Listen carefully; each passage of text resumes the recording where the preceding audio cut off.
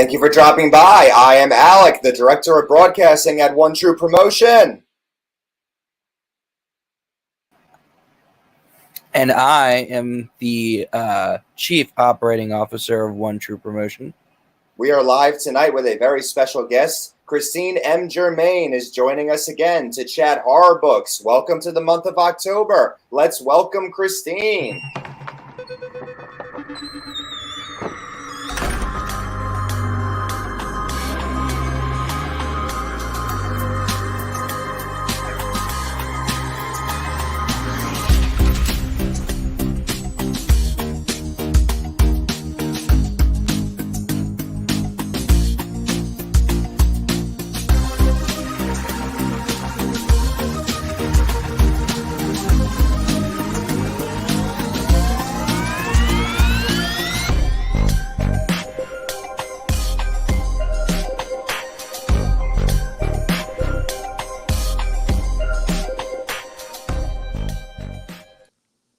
And here she is now. How are you? Hi, Alec. How are you? I know, I always give you such a ceremonious introduction. Right? It's always like, hey, I've been here before. How you doing? Yes. Third time now, so that's great. I know, that is awesome. Hey, listen, we've had people come on 6 times, so you're catching up. I like that. Well, thank you for having me. Yes, I like that. Oh, it's awesome. It's always great to have you. You're always so interesting to talk to. And it is the month of October, and everybody's talking horror. And you are a very accomplished horror author. So it's very exciting to speak with you about this subject. Christine, your first book, which I have been enjoying very much, by the way, is called The Brother's Curse. Ooh, The Brother's Curse. So when I hear that title, could you just tell us, how did you get the idea? How did I get the idea for The Brother's Curse? Well, I don't know if I had mentioned it in previous interviews, but I did come up with the Brothers Saga when I was 12, when I watched the movie Sleepwalkers by Stephen King. So I had this obsession with shapeshifters, and I wanted to create a story that dealt with 2 shapeshifter brothers after this girl to resurrect their demonic father. Very cool. Very, very cool. I love that. And thank you for that refresher as well. You know, I've definitely been getting I've been starting to feel my years recently. So it's definitely helps me. You haven't seen your moments. I'm having those too. Oh, my Lord. Yes. So we'll keep each other sharp in this one tonight. So, but that is such a cool premise. I'm really enjoying the book. What can you tell?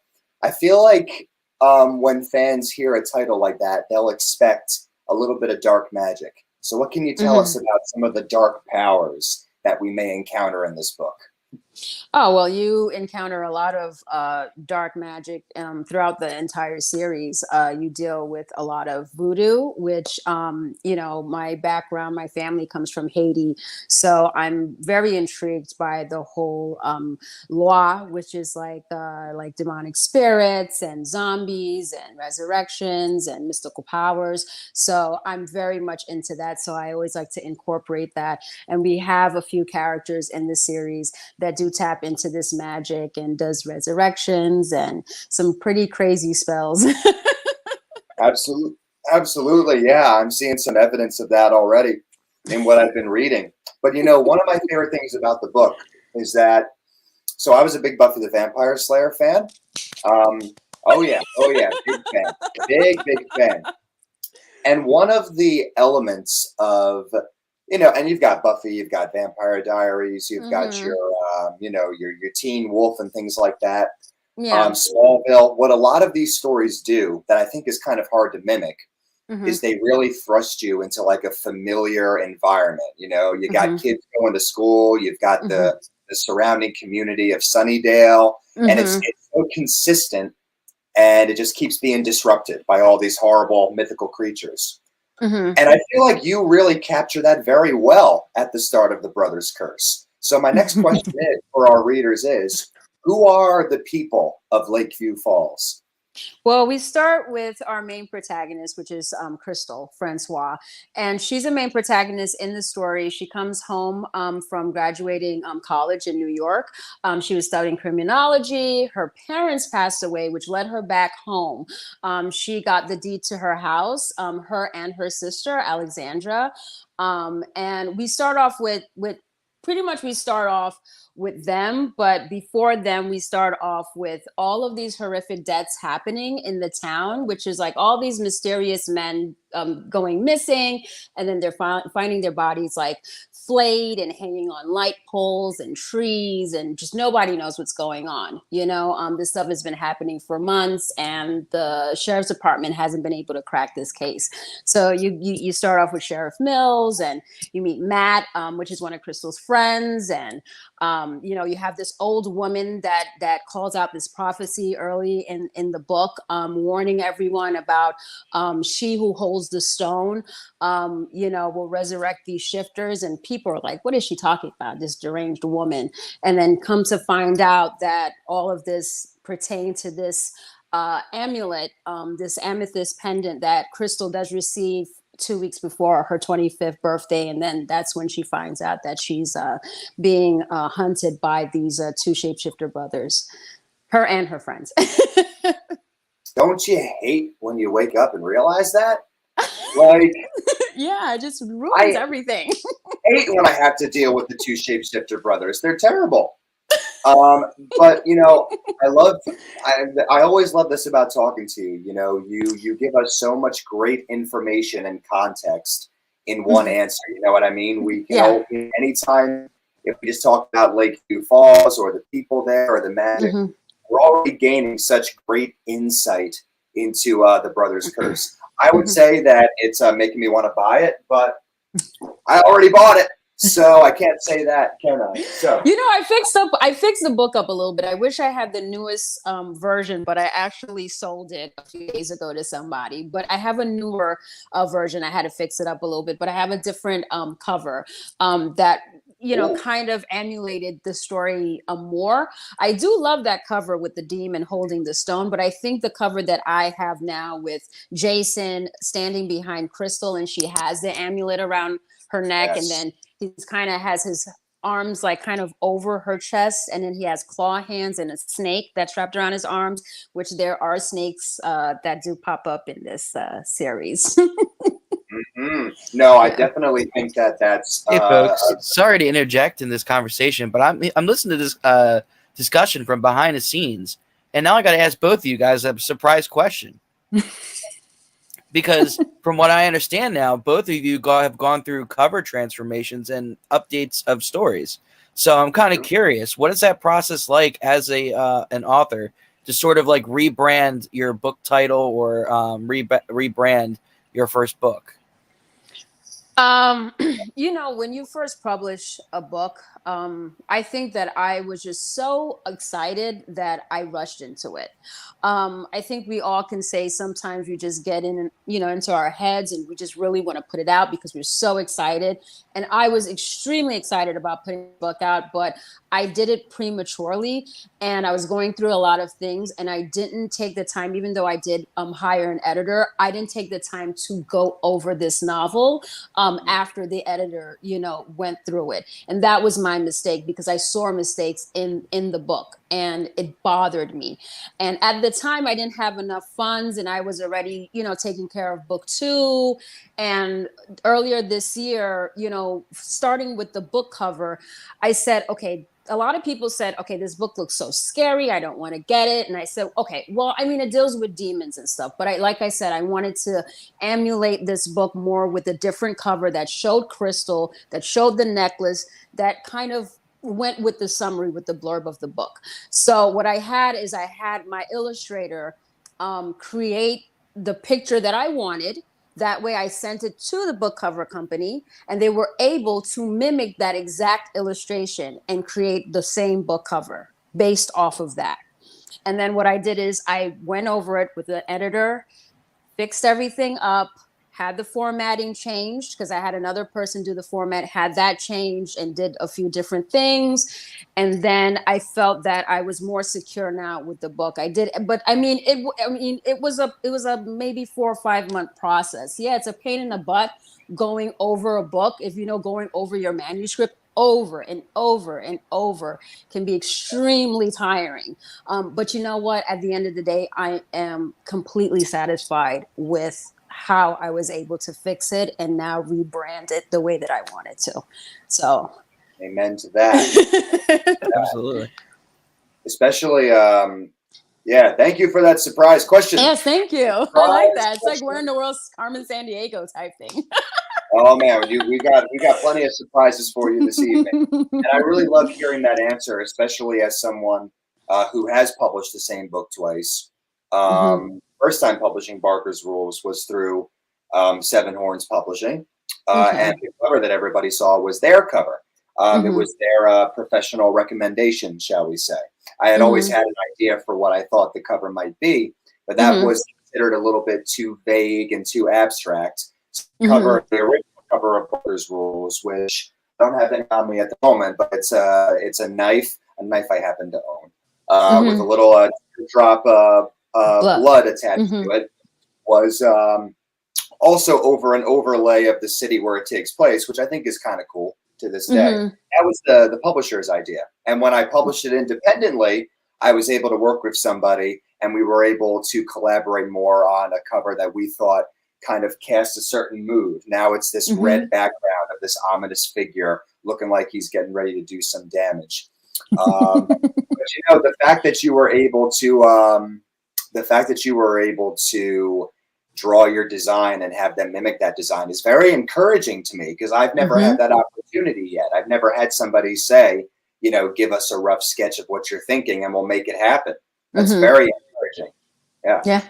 It helps because sometimes you know, because I use shout out to Miblart and Get Covers, terrific book cover company that I just trust wholeheartedly with my stuff.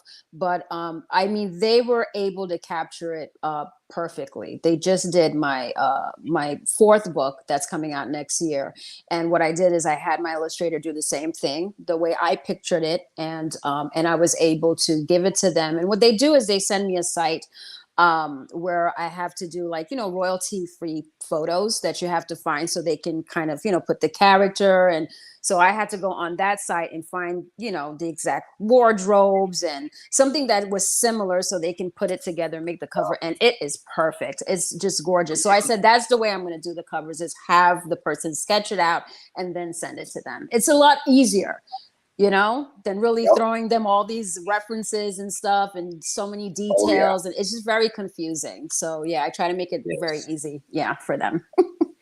Absolutely. No, that's really great to hear. It's very educational for all of us who are in this business. And Savage Selena Storm says, that is why I love self-publishing. I can make my own cover. Yes. And goes on to say, I did that with the artist I use. She sent me to a site with period clothes. Very cool. Very, very cool. Yes. And Ariel Brinkley says, hi. And Savage Selena Storm is Nancy Ann. Nancy, thank you for watching. Nancy was another guest on Drop a Line a couple years back. Awesome. So I love the new Twitch name. Very cool. Thank you for watching. Thank you for joining us. It is so cool. It's like the gang's all here. Christine, you've talked a little bit about how this curse, the Brothers Curse, will affect the residents of Lakeview Falls. But if we could talk about a slightly different curse, I would like to know, what were some of the challenges you faced writing this first book?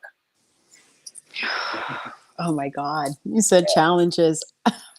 Does it sound cocky enough to say that? I mean, oh man, I think the challenges, God, you know, I can say that the first draft was rough, but as far as writing the story, I didn't find anything hard about it. I don't know what it is.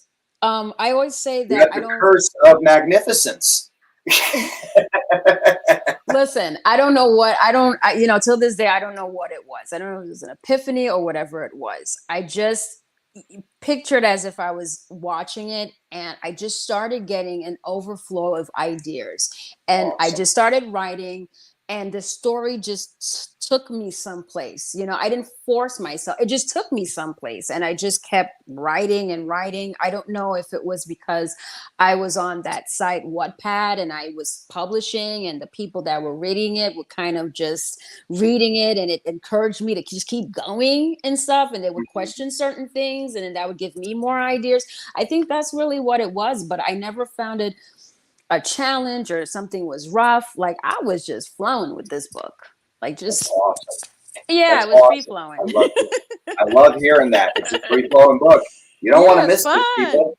I know it is. It is really fun. I'm Yeah, really enjoying it so far. I'm sorry I haven't finished it yet, but I it's am okay. enjoying reading through it. I would like to, because you are a thrice published author, about to publish your fourth book next year, which is Mm. great. So I would like to get some discussion in about the whole trilogy, spoiler free, of course. So I wrote this down. In your second book, The Curse Mhm. of Mastema, am I saying that right? Mastema. Mastema, thank you. Yeah, you're Second welcome. book, The Curse of Mastema, you write, one by one, she will torment, torture, and try to eliminate the rest of her friends and the entire town of Lakeview Falls. Hmm. So, judging from that, what can horror fans expect from the second book in this series?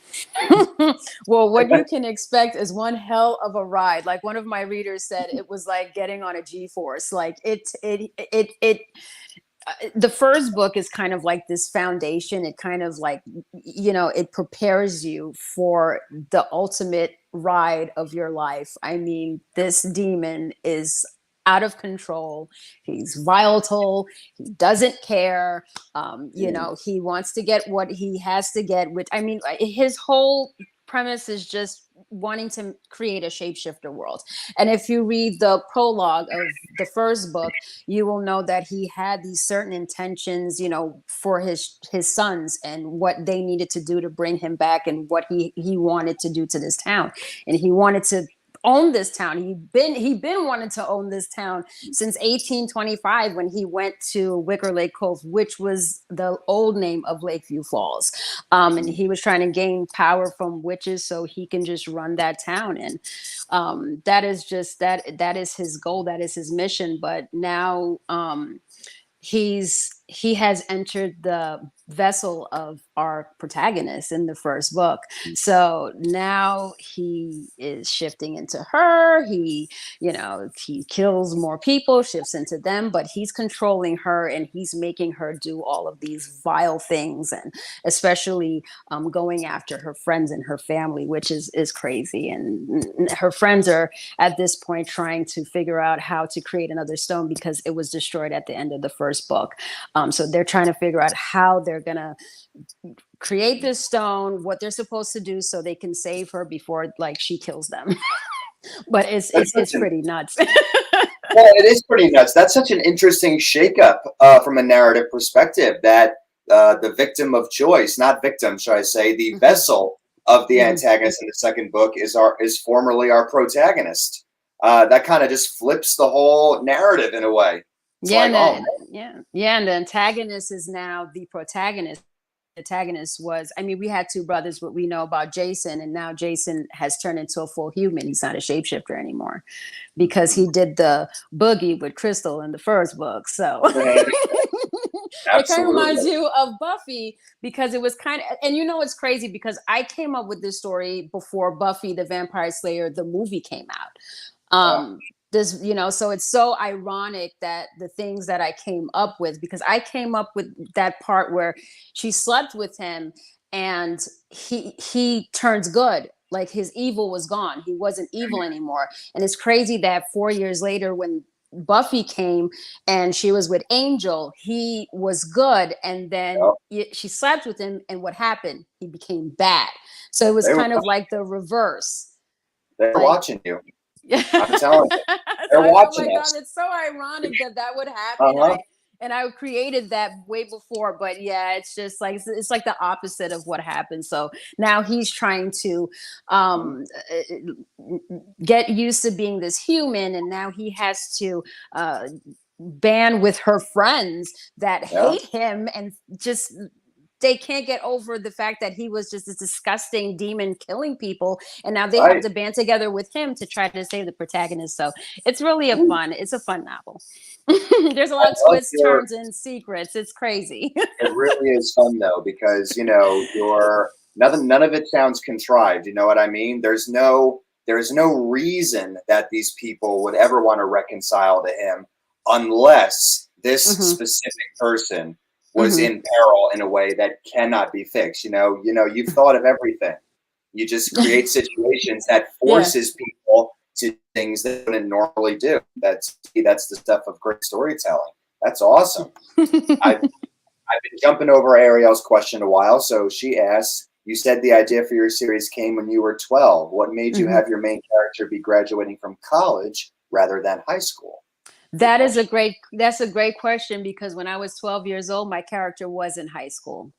Uh, So love that. the story is completely, I mean, it has like the same premises, but it's different because when I was younger, she was in high school. And it was a little different back then. And then I had said I had lost the notebook in Hurricane Sandy. So I literally had to rewrite the entire story again. So this time, instead of putting her in high school, I put her graduating college already, because when I was 19, I wanted to do a sequel with her in college, but I couldn't even conjure up anything for the sequel. My brain was blank. So I just let it go. So when it came back, I said, you know what? I'm gonna have her come back home, and she's already a college graduate. It worked out.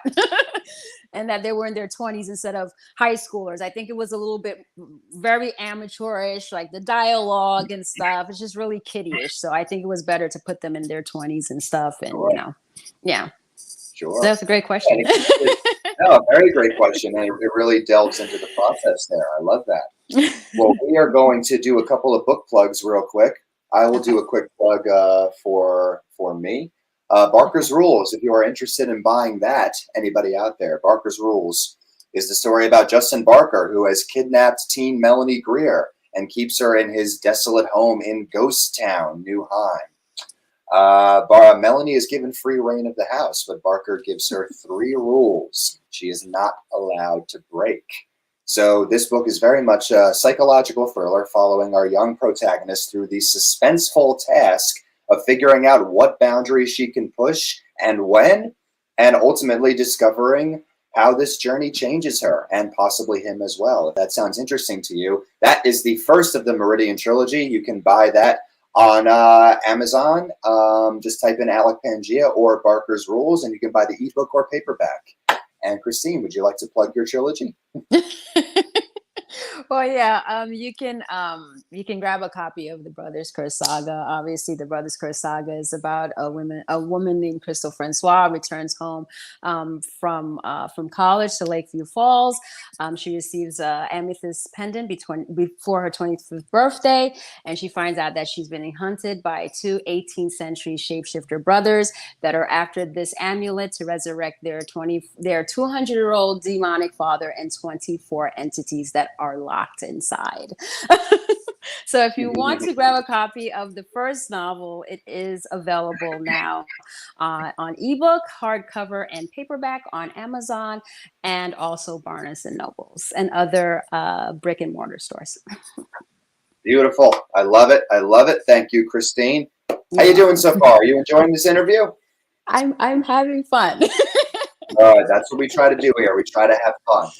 Welcome to Drop a Line. All right, we'll see you later. Bye bye. No, just kidding. Okay. So drop the deuces like later. Yeah. There we go. All right. So you've now written written and published 3 books. You've written Hmm. and are publishing a 4th. Yeah. So I'm a very curious author. Uh, Walk us through a typical day in your writing process. Wow, my writing process. Well, I definitely gotta eat something. I gotta feed the brain. That is the first thing. I never write like write I have to eat before I write. So that's like my first like regimen. Like that's what I have to do. Have my coffee, eat something, and then I usually like to listen to music, certain type of music I love to listen to that kind of, you know, pumps me up and gets me going. And that's it. You know, I'll kind of have the TV on mute and listen to music while I'm typing, and I just dive into that world and I stay in it until like till I realize it's like dark out because I never know what time it is. That's amazing. I've done that once in my life. The difference was I didn't eat, which was bad. Probably why I haven't done it since. You gotta I know. eat. But yeah, no, that is amazing that you can do that. That you can just watch the light of the day just go by. Mm-hmm. You On the know, weekends, not during the week. It's usually like either Friday, Saturday, or Sunday. Like I was typing today to like finishing up a chapter. So mhm. yeah. Yeah, that is so cool. And I love your advice to eat because we all need to eat, people. Seriously. Yes, guys, gotta eat. Practical advice for being creative and energetic is eat something. My goodness. Feed Uh, yourself. how many books do you plan on having in this series? Ariel, are you asking about the new book coming out or about the Brothers Curse? But either way, Christine. Oh man, it's well, right now I have the fourth book, but I started planning out already book five, and we might actually roll into a new series like with a sixth book, but I'm not gonna do that back to back. I might have to kind of put a pause during book five because I have other projects that I want to, you know, put out there as well. Yeah. Oh boy. Oh, okay. You, Yeah, but like tell us. six so far in the series, just like so far. I don't know if I want to take it further, but yeah, I've cracked open this universe and yeah, it's big. Still gardening, right? Yeah. I love it. I love it. Nancy says, one of the things that holds me back is marketing. I have many books published now, but marketing and getting people to read them is a struggle. And Okay. she asks, what are your suggestions for marketing? Hmm. All right. So that's definitely a big question. And marketing is kind of like up and down. Oh, what are you gonna say? We do have many more questions from Andrew coming about marketing later. So if you want, you could Okay. just give maybe one of your pro tips for now, because we will Hmm. we're definitely going to break a lot into this discussion tonight, Nancy. So Okay. anyway, Christine, back to you. Okay. Well, one thing I would say is something that I always see a lot that I don't know. I just feel kind of like is authors that tend to just only post pictures of their books and that's it. You know, some people that just post a book and be like, okay, grab a copy and you'll love this or whatever. My thing is that whatever you write and whatever story you write, I need you to sell me this book. I need you to make me want to buy it. I need you to show me a character, give me an excerpt, have somebody do a voiceover, give me something, make me visualize what's going on in your world. I want to see your world. I want to know your world. I want to be in your world. So that is my way of marketing. Is I find any way to draw my audience into my world. That's one of them. You're a good social media coach. My goodness, that was great. I love that. No, you hit the nail right on the head there. That's awesome. Absolutely, yeah. And I couldn't agree with you more.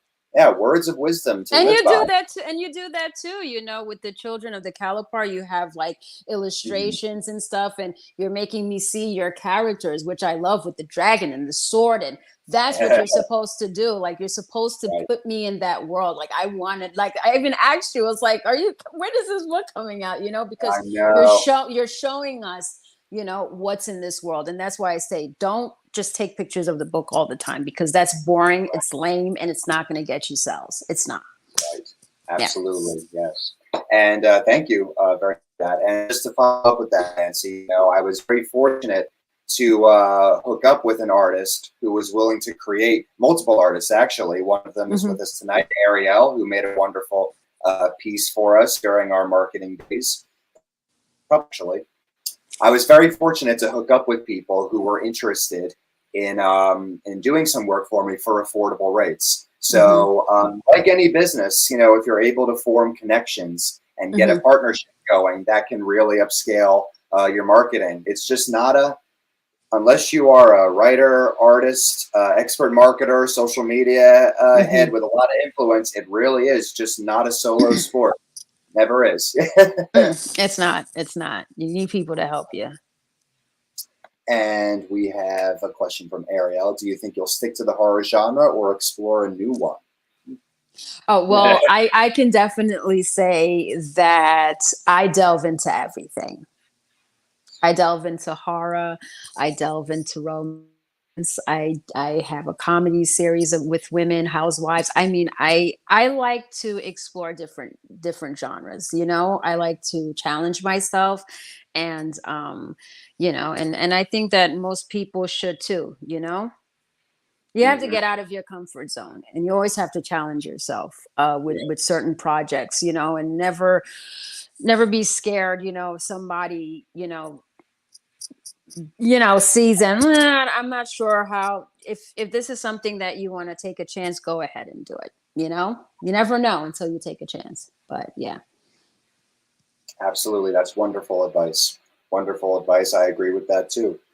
We are running a little bit over for my section now, so I am only going to ask one more question. I do want to squeeze this one in because I would really love for some of your fans to hear this, but you, Christine, have won contests. You're a contest winner. No, I think that's really cool. So, how can indie authors go about discovering these contests? And as a winner, what does it take to win? Well, what does it take to win? What it takes to win is your story, and you better write a damn good one. That attracts the right person. I guess I got lucky with the person who read my book. She loved it. I don't know who else read it, but I didn't. I wanted to win, but I didn't overthink it. When I entered, in I think February of 2021, and I wasn't going to get the results until September, and I was going through when they sent the winners and stuff like that, and I saw two of my friends that were indie authors that was on Instagram that won. I was super happy for them, and I was looking through. I was like, oh, you know what? If I didn't win, that's fine. I didn't see my book, and then I just kept scrolling, and then I saw my book, and it was a gold medal, and I was like, oh. Holy crap. Amazing. So that's fun. Yeah. And I entered more. I'm right now, I'm a finalist for the Indie Ink Award, but we're not going to find out anything until next year, January. I've entered another couple of things that I'll probably reveal later on, if I get further into it. Yeah. So. Yeah. And how do you find all this stuff?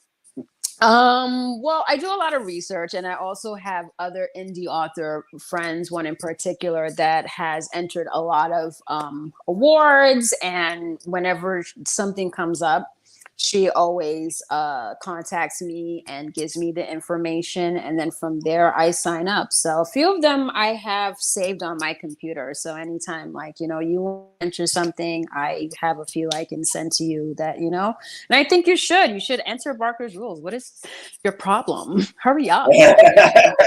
Let's my go. My problem is I am too scatterbrained. That is my problem. I'll tell you that. Get on the bandwagon and let's go. Okay. I will get on. I'm coming on. I'm on that. You'll be hearing from my agent tonight. No procrastination, okay? Yes. Actually, you'll be hearing from my agent in the next few seconds because my agent is your next talking partner. But if you're enjoying the show, please do stick around. We are going into our next section. But first, here is a little promo for a lovely thing called Writing Sprints.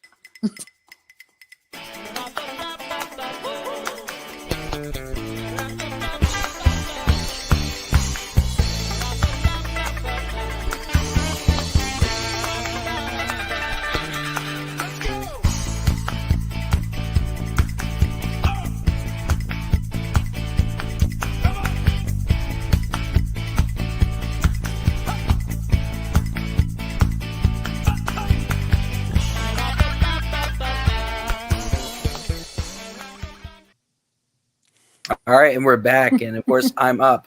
Yes, the literary agent has finally taken the wheel. After much anticipation, I finally get to interview Miss Christine. I am super excited for this. I have been counting down the days one by Yes, one, and we're finally here. we are. I'm Hello. very excited. Hi, Andrew. How are you? I'm good, except for having to wear these glasses now. No, it's Quick okay. story, just so you guys know. You guys aren't used to me wearing glasses on stream. Recently, I went to the doctor's having some eye strain, and turns out that I have like a sensitivity to light. So the doctor actually recommended that when I operate any electronic devices, that I wear these lovely glasses. So you'll be seeing me with glasses on stream from now on. I just wanted to get that ugly little business out of the way. So you look great, and at least you're protecting your eyes, because sometimes these lights are just ridiculous, and it does hurt your Yeah, eyes. yeah. It's a crazy thing. I was actually Mm-hmm. standing at work, and my coworker actually has like neon lights because Mm-hmm. he tries to make it like a gaming corner for the kids. Okay. And after class, I felt like I got hit by a wrecking ball. Oh, And wow. when I went to the doctors, they were like, "Yeah, your eyes have like the sensitivity to blue light, so Oh, I just wow. get irritated after a while. Yeah. It builds up, and it just wrecks my whole day." We don't want that. No, Don't not want at all. that. But let's get back to the reason why we're here. So I have to ask, Okay. with everything going on with Instagram, we've talked in previous streams how Instagram has changed its algorithm. It used to be a really good prime platform for us indie authors to market. Mm-hmm. With all these changes, how have you sort of adapted to that situation and learned new mediums for getting your books out there? It's been rough with that, because it was my go-to last year, because I did insane boosting, promoting the books on that, and then also doing on Facebook. And I would get a lot of people that would like add me, and follow me and stuff like that. And definitely, like, I had a lot of book sales, but yeah, once it changed with Meta, the algorithm was just wonky ever since. So I stopped marketing that way. I've tried different revenues like book tours. Along the way, I have met other people from the horror community, especially Black horror community. I met one person, and from him, I just met like dozens of people from the horror community. A lot that have purchased the book or shared this, the novels. And I started realizing that once I stopped promoting even on Facebook, you can sync your post from Instagram, and it can go straight to Facebook if you want. And since I do have the Brothers Curse series page itself, I started just syncing the pictures like to Facebook, and then I would leave for a few weeks, and I think I had like 80 something followers, and now I'm close to 100, and I haven't even been on it. And Right. I've gotten like people have been clicking on the posts. The percentage is high. People are commenting like, "Who are these people?" So I don't know. I guess that's been working for me, but I'm not sure what's going on right now. I don't know if it's going to change, but I just I don't know. I feel like marketing, I guess, on Amazon works. I'm still trying to figure it out. Yeah, I I'm mean, really I trying to have figure out. some experience with Amazon ads myself, and like Hmm. they're a little tricky to get used to Yeah. because you got to understand like exactly what formula to use and how long to run the campaigns. And Hmm. it's really crazy too, because it's like you feel like you get the formula down and they'll still Hmm. throw a wrench in your plans. Like, for example, I can run a campaign for 3 months, Hmm. right? And most of the time when I run a campaign for 3 months, it does significantly well, right? Hmm. But out of the blue, there'll be some times where I run a campaign for 3 months, Hmm. and all of a sudden I run a campaign for a week and I do better with the week than I did for 3 months. It just Wow. fluctuates. And Yeah. I guess it just depends on who's actually on and clicking, based on the formulas. And it's like you tweak Hmm. a thing here and there, but Amazon ads, it can be reliable, but you just Hmm. got to understand the formula. And the biggest thing is patience, because Hmm. man, just like trying to get somebody to send a review, it's few Hmm. and far between sometimes. Yeah, it's frustrating. And even like I tried the ones where you can do the ad when like you click on the Kindle, and then once you click on it you see the ads. And I did that, and then afterwards I did the one where my book comes up first, the first two, and then I think on top they have one where it's like a slide thing where the very top you can have your books like displayed. But one time I ran it and I did like $10 a day, and then within the third day they were like, "Oh, we're suggesting $20." And I was like, "Dude, no," Yeah. because it would just go up. And then I realized I was spending a chunk some of money, but not that many people were like clicking on it. I mean, I got more people downloading it when I did like the free KDP download. I mean, a lot of people like downloaded it, but even with that, you don't know if you're getting the reads and you're not getting the reviews. So, I Yeah. mean, yeah, I mean, I don't know. It's like playing Russian roulette. Yeah, It's a lot. unfortunately, and that's the one downside about Amazon ads is that, you could get those people to give them downloads, but there's not necessarily any evidence that you'd be like, did they get fully read through it? Because you're Mm-hmm. not getting the reviews from it unless they actually Mm-hmm. leave a review. Mm-hmm. But with that in mind, you have a trilogy and, you published a trilogy. So like how does marketing change for you now that you have three books that you got to market? Are you focusing more on the most recent published, or are you still running campaigns for books one and two? I'm doing all three, honey. I'm All running three. all three. I'm running all of them. Obviously, um, like you said previously in a conversation, you always have to focus on the first book because that's what's going to sell in order for people to go into the second and third. And I think that's like the hardest thing about writing a series is that you got to sell that first book. No matter how many books, you can have 30 of them. That first book got to sell. Like people Yeah. got to know about that first book. I don't care how tired you get when you see my first book. You're going to see it because I have to keep marketing it. Um, but I mean, it's up and down, because like I said, I haven't had like a broad audience yet. And I'm not afraid to say that. The third book, I think I got 8 readers on that. It's a great book, but if people are not reading the book, and I got a lot of sales, but if people just buying the book just to buy it, it's not helping. It's never helping us authors. You Yeah. can buy something and have it sit there and collect dust. Our job is not only because we want to see sales, we want our story to come out. We want people to read the story, to get to know our characters, to get to know our world. And I think people kind of don't see that. They just see, okay, we're supporting you, we're buying it. We don't care about the money. We don't even make that much. I mean, I'm lucky if I make $5 this month for royalty. I just care about the story coming out. So it's a lot. But for now, I'm doing my best to market all 3 of the books. It's a lot on top of now writing book 4. So it can be a little overwhelming too, It's Yeah, having to keep up with absolutely. everything. Yeah, it's a lot. It's a lot. I But I like you just said, it's submitted patience. I just submitted to Alec this weekend. I was like, I didn't understand how hard it would be to Mm-hmm. write a series. And it's not like I don't have faith in my series. It's not Mm-hmm. like I'm not excited to write my series.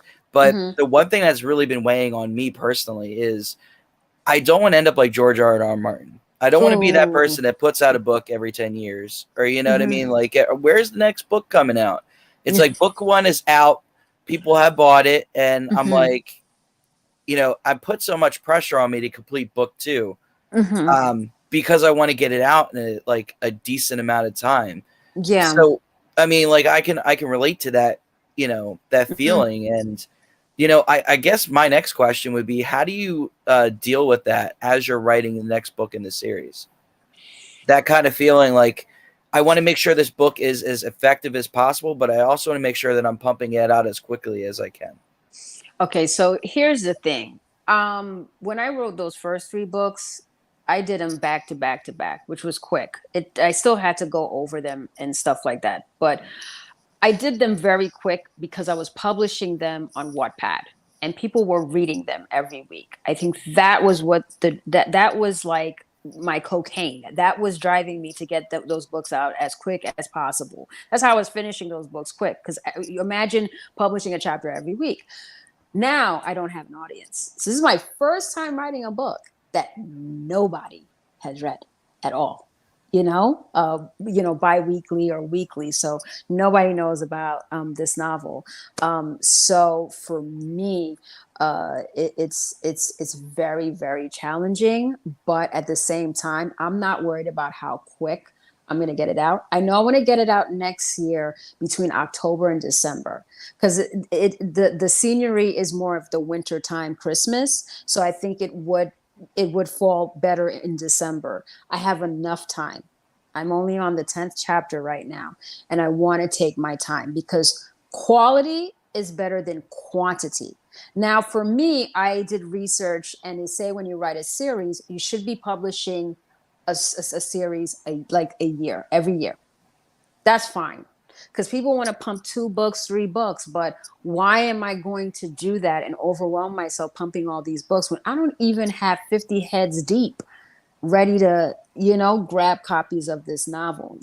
I'm not Right. writing books right now where it's, I can go to call up Barnes and Nobles and have, a book signing. I can't even do that, because I don't have an audience. So why am I rushing like that? So I think right now, you focus on the quality of that novel. You tune out everything else because it's you and your story. You love your story, right?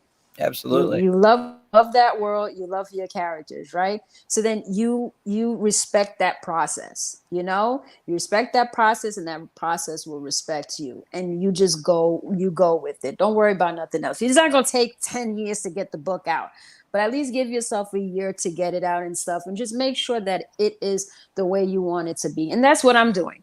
I've been on one chapter for a month, and it's not because I'm struggling with it. It's because there's a structure in each chapter, and I keep rereading it, and then there's new things I want to put in there. And I'd rather have great quality every chapter I finish, instead of writing quickly and then I have to go back and then dissect it all over again. That's Yeah. the most annoying thing, is rushing into a book, and then when you got to go over this draft, now it's like, I got to rewrite this. I got to add this. What am I going to do? That's what happened to me with book one. I had to do major editing with that. That was a 56,000 word novel. I turned it to a 98,000 word novel. That's how much work I had to put into that. The second book, I had to do the same thing. Go over each freaking chapter, change a bunch of stuff, change the scenery, everything. The third book wasn't as bad, thank God, but it taught me, take your time with the book. Take the time with each chapter and just develop it as great as you possibly can, and then you can go with the editor. But yeah, take your time. Take your time. Absolutely. Yeah. So I guess that begs a question too, because you brought it up, right? That we don't just want people to buy our books. We want people to Mm-hmm. be invested in our books. We want them to read about the world, be Mm-hmm. enthralled with our world. So what can indie authors do? What can we authors do to change the perspective of the people that are we are interacting with, to get them to care more about our stories, to get them to see what they need to do for us? Well, I think it's just, for me, I don't know, everyone works a different way. So I always find different methods as far as just kind of putting my world out there in my posts. Like, I always post characters, I post who they are, I post, what dangers they might be in. I do voiceovers. I might have somebody read over a chapter, and I'll put an illustration that goes with that chapter so you can see what's going on, or maybe a promo video, or maybe a quote, something. Like, people want to get to know you as an author as well. It's not about your books too. They want to get to know you. Like, I want to know you, Andrew. What are you all about? What are your quotes? What are your feelings? I think it's so important for authors to do that. You see other traditionally published authors, they have quotes, they have all of these different things that are so inspiring, and you want to inspire people as well. And then as far as the community itself, I think that we need to be more better at bonding together. And I feel like there's such a division in this community. I don't care what you write, you know? If it's horror, if it's romance, if it's fantasy, I think as self-publishing authors, we're all going through the same thing. And I think that we all need to band together because no one takes us seriously. People think that because we're independent writers that we're trash, and we're not trash. And we need to start showing that we bond together and, we write stories that are worth reading. Yeah. Fine. We didn't sell our souls to a publishing company. Guess what? I'm happy that I didn't, because we shouldn't have to sell full rights to our work to somebody for them to dissect it, clean it out, do whatever they want to do, and it's not our story anymore. It's theirs. People don't understand that. The authenticity is within the independent writer, because we don't dissect anything. We're giving you the raw story. And I think we need to band together. The community needs to be a little bit more stronger, share each other's stuff. I always keep telling people, share. It's free. It doesn't Yeah. cost anything, share this author, share that, whatever we can do so people know, this book is out, this is this. It just all starts with the community as well. Absolutely. And it makes me feel really good when I hear you giving these examples, and you talk about doing the things like the voiceovers and like certain events or something to let them get to know you. It's a lot of stuff that I just threw out there too. Like for my first book, like I did the character reveal campaign. I did the character voiceovers. I legit got everybody in my life, and I'm like, please play a character for me for this special thing. And it's like, it's really cool to be able to see people pull together and make a project like that, and to see it sort of pay off. Yeah. And like I think that makes a huge difference when it comes to marketing. Being able to put out these interesting posts and sort of share about your world and what makes you passionate about it. It's all about that. I also started doing, I remember being on Wattpad and I got introduced to book trailers. Fantasy characters, like real actors that people used to put in, and then I started doing that, and I found, like, this cast of characters I would love to play in this series, and I would make a banner of them, and I even use their faces as the caricatures in the illustration, because if they never become these characters in my series, at least I get to see what they look like together. I mean, it's just fun to see stuff like that. And people don't even see that that's hard work. Anytime I put a post and I put an illustration, that's like a week or 2 weeks of me coming up with the idea of the character, the scenery, the backgrounds, finding the backgrounds, the clothes, the expressions. And this artist that I have puts this together, but it's stressful too, putting this together. And people don't understand. You sit here and you're putting out $70 illustrations just for like one day, Yeah. every week, and everything just costs money. And the only reason why I'm doing it is for people to get to know my world and just be enthralled and just like, oh my God, I want to know what happens next. But like you said, it's patience. It's patience. Nothing happens quick. You just have to keep doing what you're doing and keep doing it, because it's going to pan out. You just have to stay in that positive mindset, because if you don't stay in that positive mindset, what's going to happen? It's going to mess you up with your novel, and then you're going to struggle to write. Absolutely. And, from personal experience, like, imposter syndrome hit me hard. So like, I totally get how that happens. And, it's really good to have so many indie authors like yourself sort of like expressing that and being able to be an ally to each other, and like the community sticking together. Like that is super important. And, if we can get the community to stick together, then we can be proud of what we accomplish as a group, and actually sort of take back this this example of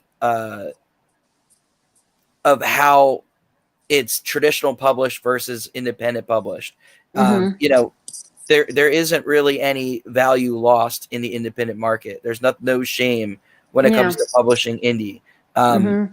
It's like you said, why would you want to sell your rights over?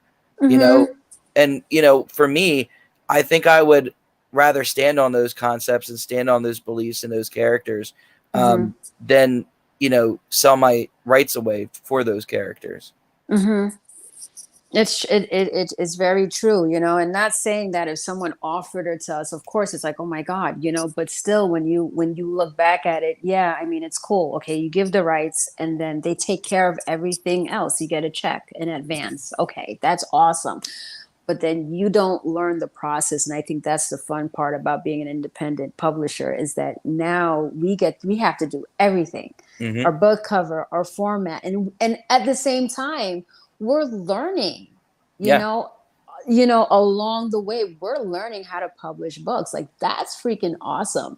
Instead of asking somebody who's traditionally published, hey, how do you do this, they ain't gonna know shit. They're not gonna know Yeah. anything.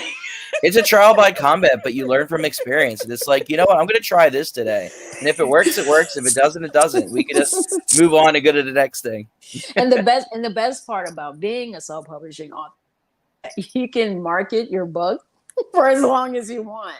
The thing with traditionally published, they give you like a certain time, time frame where like they market the hell out of your book. You might be on, the morning show or whatever.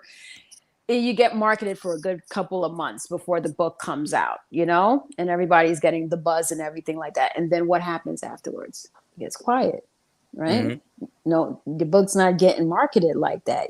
People already know and stuff like that. And you already got your ARC readers, that they get ARC readers and stuff, and NetGalley and all that stuff. And that's it. That's it. It's over until you got a next book. With us, we can market our books all day long, every Yep. day, 365 days of the year. Like, it just keeps going. You just have to find different ways to market it, and you have to make it fresh, and you have to make it fun. Never forget that it's supposed to be fun. It's supposed to amp you up. It's supposed to make you happy. It's not supposed to be a 9 to 5 job, guys. Yeah. This is your life. This is happy. There's a reason why we wrote this story, and there's a reason why we continue to write. Mm-hmm. All right. Definitely. And with that in mind, for sure, it's been really exciting talking to you. We're going to go into our Likewise. next commercial break, and then we're going to come back with a very spooky segment. Stick around, folks. You're not going to want to miss it.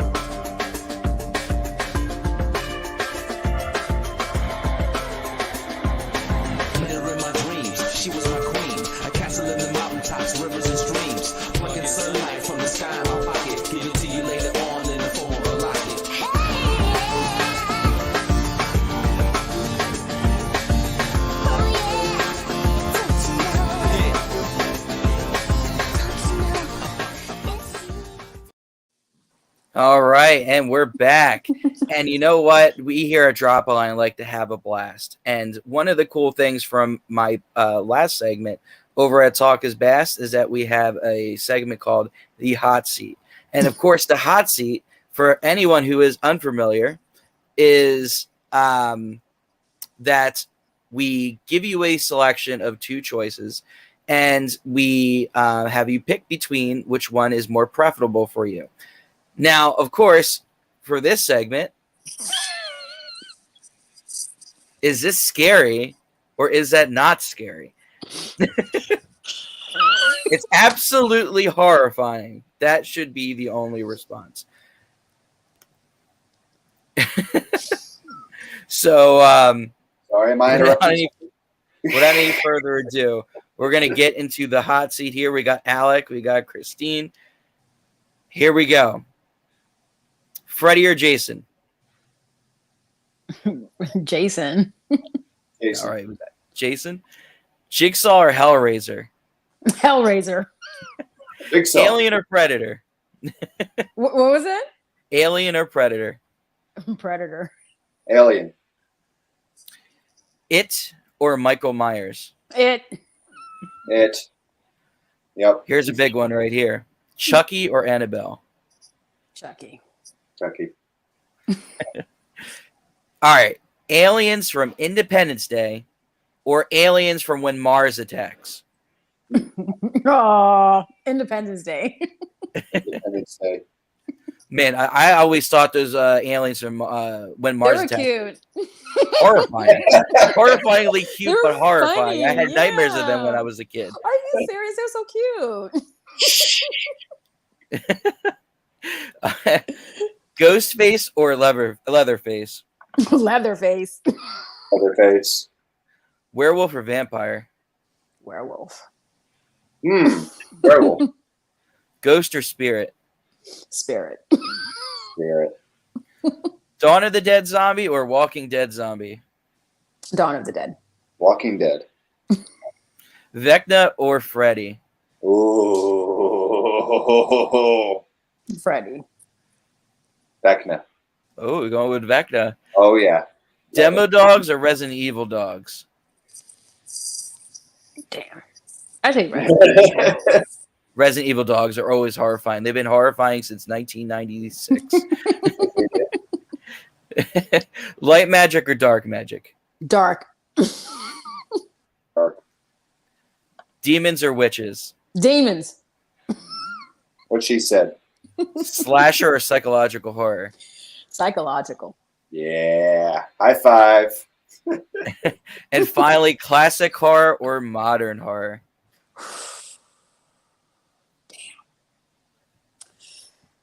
I would Classic. take. Sorry, I got nervous. I had to run away. I got nervous. that last one was too scary for I me. know. Classic. Classic. All right. And that, of course, that is our edition of the Horror Hot Seat. We want to thank our guests, Alec and Christine, for playing along. I like that. Very good segment. Very good segment. We hear a May drop I just line. say- Thing to please. May I just say, of my co-host here, it's been a very busy weekend. We were in Maryland. We both live in New Jersey, and we were down in Maryland for an event all day yesterday. So thank you, everybody, for tuning in tonight.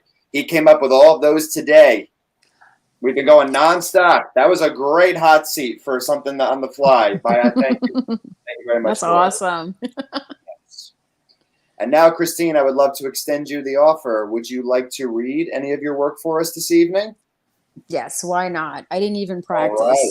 So if I Perfect. stutter, guys, we're That's gonna all read. right. We're gonna give you the excerpt of book 3.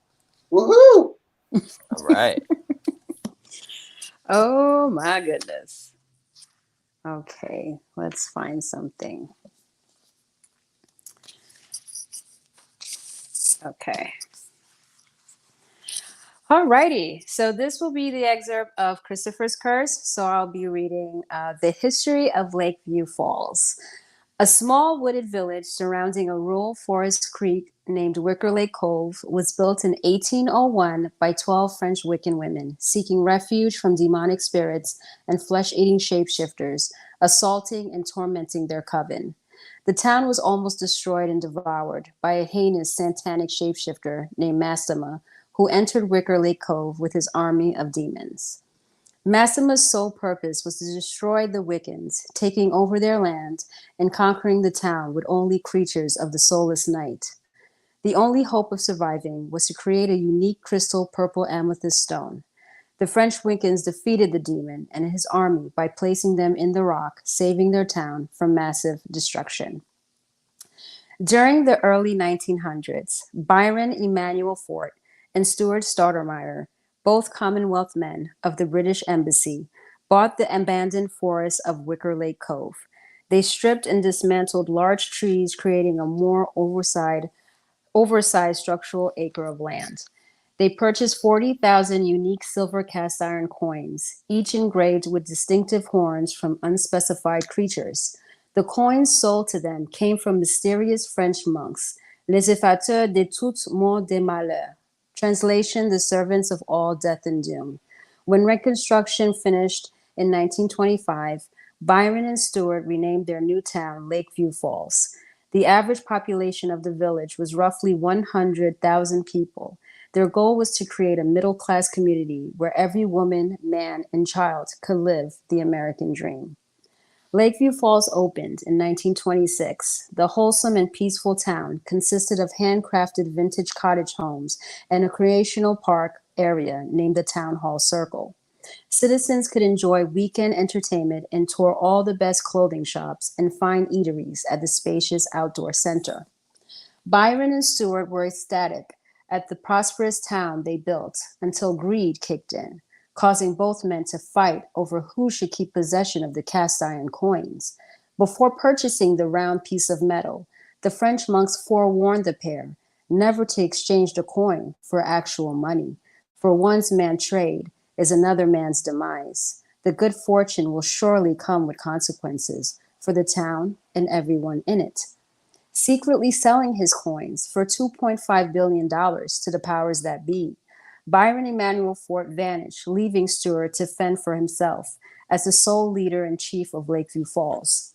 In 1957, mystical forces and supernatural creatures sightings started to plague the town. In 1960, Happy Town street signs mysteriously changed to ungodly and demonic names, alarming every resident in their gated community. Working class citizens could not move out of Lakeview Falls due to handing over their bank accounts, informations to Commonwealth men in exchange for a better life, selling their souls for the American dream. The residents of Lakeview Falls now lived in a place saturated with evil entities and bloodshed. During the mid 90s, disappearances of young children began to flare up in abundance. Day to day discoveries of half eaten and skinned young males hanging off rural roads were usual sightings in the town. Families slaughtered and dismembered in their homes with no explanation kept most residents hibernating in their abode during the afternoon and evening hours. Members of Congress in Washington, D.C. received substantial amount of money to keep quiet about the devastation in Lakeview Falls. Maintaining the state's reputation was most important, especially if the state wanted to gain more fortune in moving new people into the town. The commissioner of Michigan and chief of Lakeview Falls, Sherman Wexler, took over after Stuart Stratemeyer's mysterious death in 1961 of unknown causes. Sherman Wexler falsified documents and newspapers of every tragic event to keep up the fake facade of the dreadful town, saying that they were nothing but made-up stories by local news broadcasting stations. With no evidence of murders in Lakeview Falls, rumors circled that evil entities kidnapped and buried children under the hard concrete granite ground in the town hall circle. To keep children safe, most parents decided to homeschool them instead. Lakeview Falls remained feared by locals, never speaking of what occurred in their once peaceful community. In 2010, Sherman Wexler stepped down as chief of Lakeview Falls, handing it over to the local sheriff's department run by Sheriff Thomas Mills. He would be in charge of watching and protecting the town's citizens. In 2025, Lakeview Falls was plagued yet again by dangerous creatures called Lazarus Murmur demons. These demons were brought upon by the very amethyst stone that was cast away with demons centuries ago. When more murders and dead bodies of young men came forth, rumors circulated that a dangerous entity had found a way to possess residents in the town, leading to a school massacre at Lakeview Falls University. The deaths of innocent young men and women caused an uproar of anger within the community. Citizens of the town pleaded with their head chief to protect them, but were quickly cast away and later subjected to chaos and carnage that ultimately led to their deaths. Fighting tooth and nail to put a stop to this hazardous town, one Chicago chief by the name of Victor Torrance took matters into his own hands. He demanded a permanent shutdown and threatened to leak live footage taken from his phone of real creatures roaming the streets of the town hall circle, exposing Lakeview Falls as a supernatural town. Fear of facing a legal lawsuit from several districts, the Senate cabinet in Washington, D.C., and Commissioner Leslie Fort declared Lakeview Falls closed down indefinitely, making it the most dangerous town in U.S. history. May you burn in hell, Lakeview Falls, 1926 to 2025. Wow, what an ending. Nice. Love it. Oh, my goodness. My goodness. Hey, one promotion family, says James C. Ellerby. We are on with Christine, the one and only Christine. She just finished reading. James, when are you coming back on? Send me a DM, please. Christine, that was awesome. How best can we Thank support you. Or you can support me by grabbing copying of the books. Now you can follow me on Instagram, Absifit Coco. You can also follow me on Twitter, CJ Rowe, or you can follow me on Facebook, the Brothers Curse Saga series. Amazing, amazing. Christine, this has been an awesome show tonight. It's always interesting to talk to you. You are packed Thank with you. great wisdom, all of us the authors, and you really, cheer us on as a community, which I love. It's just always awesome to have you. How do you feel about coming on Top Line? Oh, I always love it. Thank you so much for inviting me. It's so much fun. I always have fun with you guys. I We're enjoy fun, it. aren't we, Andrew? Yeah. Try to be fun. And this time I got to talk to Andrew because the last two I didn't. So that was even more awesome. Yeah. He's quite charming, isn't he? Yes, he is. That was the cherry on the cake. I think that the glasses add charm myself. I really do. I like it. He's over there talking about how he hates glasses, and I'm over here. No, he's known me for years. I'm over here like, hey. he's like, I look like a nerd. I'm like, what you mean you look like a nerd? You mean like me? So, yeah. Nah, but we're good. All righty. Well, Christine, thank you very much for joining us. Thank you for having me. I will definitely be writing a review of The Brothers Curse and continuing to read your work. And I encourage everybody to continue supporting Christine. Thank you, everybody who watched and asked great questions. Again, I'm Alec, the Director of Broadcasting. I'm Andrew, the Chief Operating Officer. And we hope you enjoyed our horror books chat with Christine Germaine. Christine, thank you for coming. You have an excellent evening. Try not to wander down any dark alleys. I won't, I promise. Good night, everybody. Bye.